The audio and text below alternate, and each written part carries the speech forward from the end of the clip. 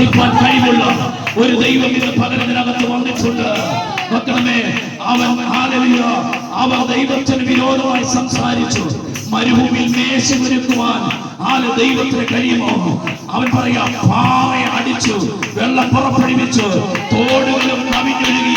സത്യം തന്നെ. എന്നാൽ അപ്പം കൂടെ തരുവാൻ അവന് കഴിയുമോ? തന്റെ ജനത്തിന് അവൻ മാംസം വരുത്തി കൊടുക്കുമോ എന്ന് ദൈവത്തോട് ചോദിക്കുക. ദൈവത്തിന് മരുഭൂമി വിഷയമല്ല, ദൈവത്തിന് ജലാശയം വിഷയമല്ല, ദൈവത്തിന് ഒരു പ്രതിസന്ധി ഒരു വിഷയമല്ല.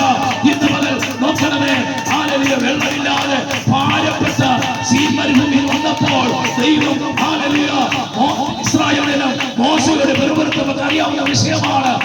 മോശ ദൈവത്തോട് നിലവിളിച്ചു, ഈ മരുഭൂമിയിൽ വെള്ളം കുടിക്കാൻ തരുമോ, തരാൻ പറ്റുമോ ദൈവത്തിനെന്ന് മോശയോട് പറഞ്ഞു. മോശേ, നിന്റെ കയ്യിലിരിക്കുന്ന വടിയുണ്ടല്ലോ, വടിയെടുത്ത് ഈ പാറയെ അടിക്കാൻ പറഞ്ഞു.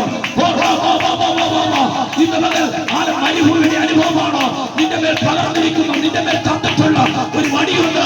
അതെന്താണ്? അഭിഷേകമാണ്. അഭിഷേകം എന്ന വടി കൊണ്ട് നിനക്കെതിരെ നിൽക്കുന്ന പ്രതികൂലത്തെ നിങ്ങൾ അടിക്കാൻ തയ്യാറാണോ? ഇന്ന് മകൾ തീച്ചൂടെ കിടക്കുന്ന തീച്ചൂട് പാറയിൽ നിന്ന് ജലം പുറപ്പെടുവിച്ചതുപോലെ ഇന്ന് മകൾ നടക്കത്തില്ല, സംഭവിക്കത്തില്ലെന്ന് പറഞ്ഞു വിഷയത്തിന്റെ നടുവിൽ ഒരു നദി പോലെ പൊട്ടിപ്പുറപ്പെടട്ടെ. ഇന്ന് മകൾ അത് സംഭവിക്കുകയാണ്. വിശ്വസിക്കാൻ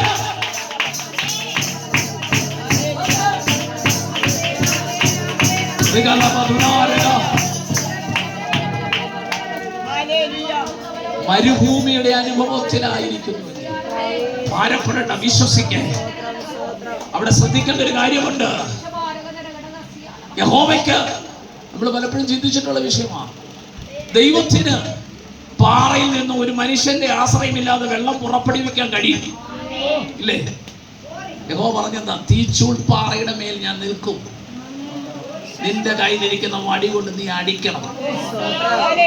അടിക്കുമ്പോഴേ വെള്ളം പുറപ്പെടത്തുള്ളൂ. കണ്ടോ? വാക്തത്വമുണ്ട്, വാക്തത്വം വെളിപ്പെടുന്നില്ല. പക്ഷെ നിന്റെ കയ്യിലിരിക്കുന്ന വടി കൊണ്ട് നീ അടിക്കണം പ്രതികൂലത്തെ. വെള്ളം ഒളിപ്പിച്ചു വെച്ചിരിക്കുന്ന 30 ലക്ഷം പേർക്ക് കുടിക്കുവാൻ സ്വർഗം മുന്നമേ പാറയ്ക്കകത്ത് ശേഖരിച്ചു വെച്ചിരിക്കുന്ന വെള്ളമാണ്.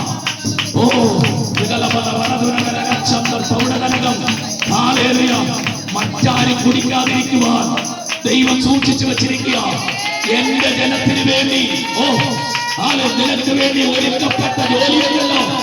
നിനക്ക് സഹോദരി, നിനക്ക് വേണ്ടി ഒരുക്കപ്പെട്ട ജോലിയിൽ മറ്റാരും പ്രവേശിക്കത്തില്ല. നീ വരുന്നത് വരെ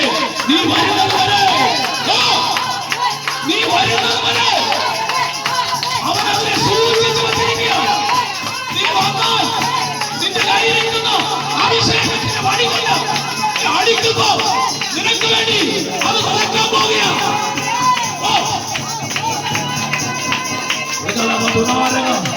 സാമ്പത്തിക ബുദ്ധിമുട്ടുകൾ ഭാരപ്പെടുന്നവരുണ്ടോ? ഇന്നലെ ദൈവം പറയുന്നു, നിന്റെ കയ്യിലിരിക്കുന്ന വടി കൊണ്ട് അതിനെ അടിക്കുക. ദിവസങ്ങൾ ഓപ്പണാകാൻ പോവുകയാണ്.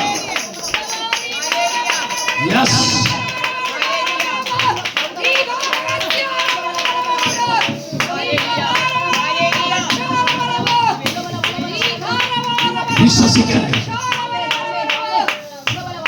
എന്നിട്ടൊരു ഇസ്രായേലിനും ചോദിക്കുന്ന ഒരു കാര്യമുണ്ട്. പാറയിൽ അടിച്ച് വെള്ളം പുറപ്പെടും, തോട് കവിഞ്ഞൊഴുകി, അതൊക്കെ ഞങ്ങൾ വിശ്വസിക്കുന്നു.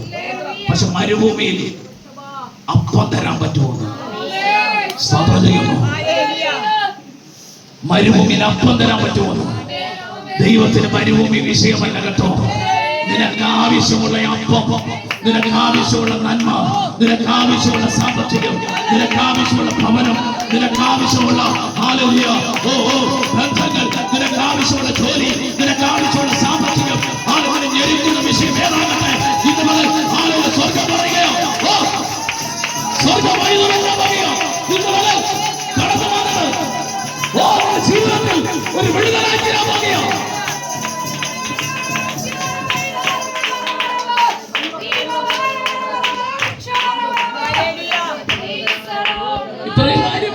ചെയ്തു. ഒടി ചോദിക്കുക, മാംസം തരാൻ പറ്റുമോ? മരുഭൂമി മാംസം തരാൻ പറ്റുമോ? സ്തോത്രം. ഹല്ലേലൂയ. ലിവ്യാഥാന്റെ തലയെ 74 സങ്കീർത്തനത്തിലുണ്ട്. ഹല്ലേലൂയ. ലിവ്യാഥാന്റെ തലകളെ തകർത്തു. ഹല്ലേലൂയ. തലകളെ തകർത്തു കാടപ്പക്ഷികളാക്കി. ഓ, സ്തോത്രം ചെയ്യുന്നു. കൊണ്ടെത്തിക്കാൻ പറ്റുമെന്നോ ചോദിക്കുന്നേ? ഇപ്പൊ നമ്മൾ വീട്ടിൽ ഇരുന്ന് ഓൺലൈൻ വഴി ബുക്ക് ചെയ്യുന്ന മതി, വീട്ടിൽ ചൂടോടെ ആഹാരം വരും അല്ലേ? സൊമാട്ടോയോ എന്നൊക്കെ പറഞ്ഞ് ഒത്തിരി നെറ്റ്വർക്കുണ്ട്.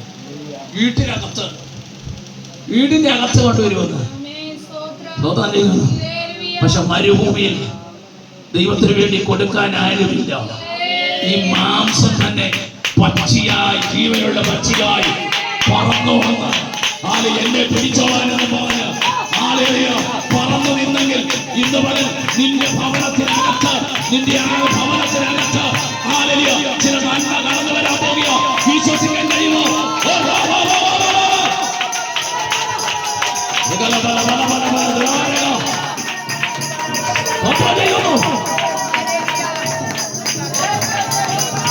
സമാഗമന കൂടാരത്തിന്റെ 4 സൈഡിലും ഇസ്രായേൽ 12 ഗോത്രങ്ങൾ താമസിക്കുക.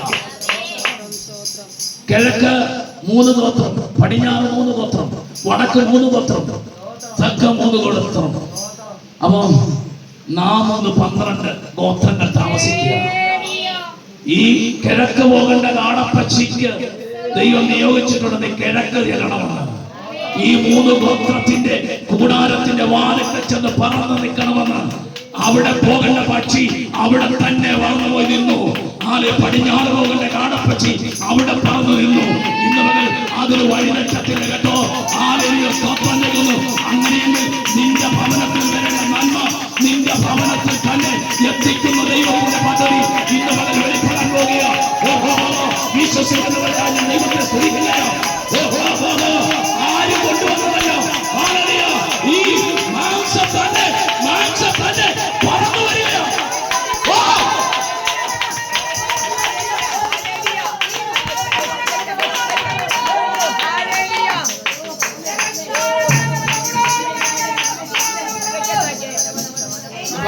കേൾക്കുന്ന പ്രിയപ്പെട്ടവരുടെ ദൈവാത്മാ പറയുന്നു,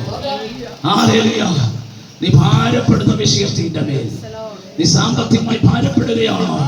നിന്റെ ഭവനത്തിൽ ദൈവം എത്തിക്കാൻ പോകുകയാണ്. നീ ആഹാരത്തിനായി ഭാരപ്പെടുന്നു, നിന്റെ ഭവനത്തിൽ എത്തിക്കാൻ പോകുകയാണ്.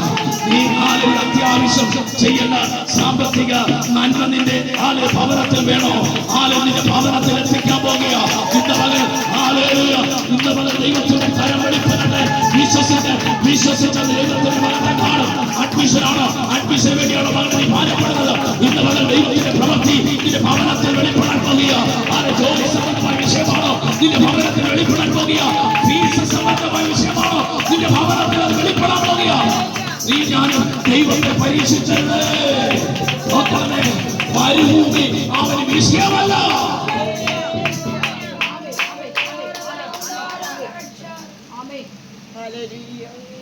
ഒന്നാമത് ആദ്യം ദൈവം ആകാശം ഭൂമി സൃഷ്ടിച്ചു. ഒന്നുമില്ലായിരുന്നു, ശൂന്യമായിരുന്നു.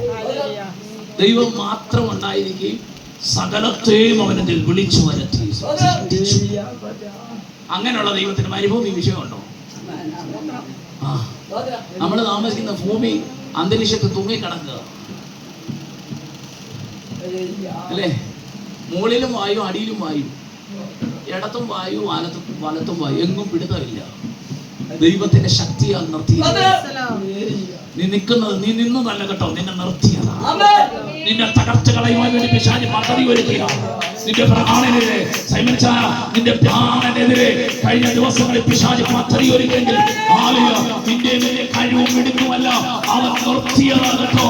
ഇന്ന് പകൽ പ്രാണനെതിരെ അവകാശം പറഞ്ഞ് അധികാരം പറഞ്ഞ് കടന്നു വരുന്ന സകല പോരാട്ടങ്ങളും ഇന്ന് പകൽ അഴിഞ്ഞു മാറട്ടെ. അങ്ങനെയെങ്കിൽ മരുഭൂമി മാംസം തരുവാൻ എന്തോ വിഷയമാണെങ്കിൽ, ഏത് വിഷയമാണെങ്കിൽ കർത്താവ് അസാധ്യമായി തോന്നട്ടെ.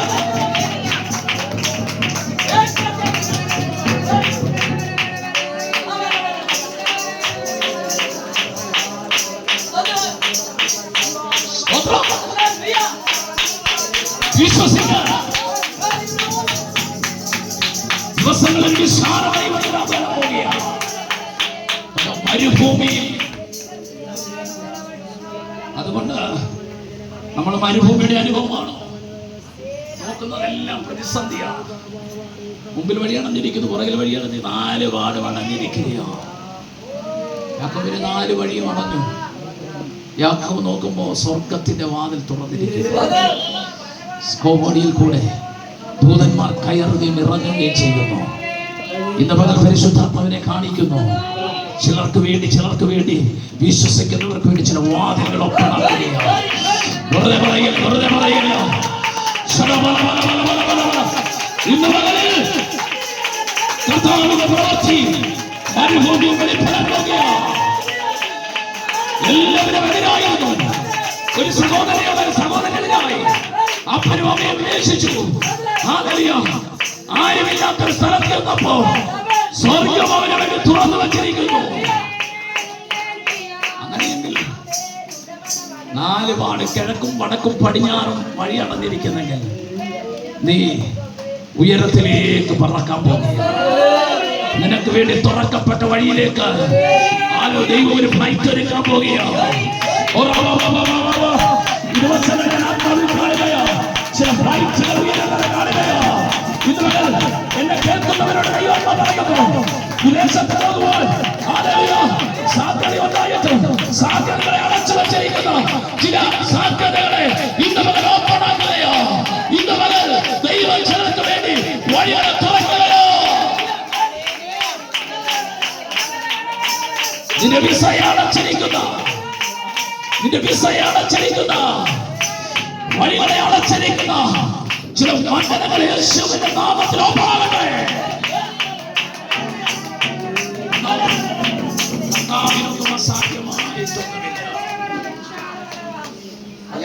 വാക്കുകൾക്ക് വിരാമം കുറിക്കുവാൻ ഞാൻ ആഗ്രഹിക്കുന്നു. ഈ വചനം ദൈവം അനുഗ്രഹിക്കുന്നു.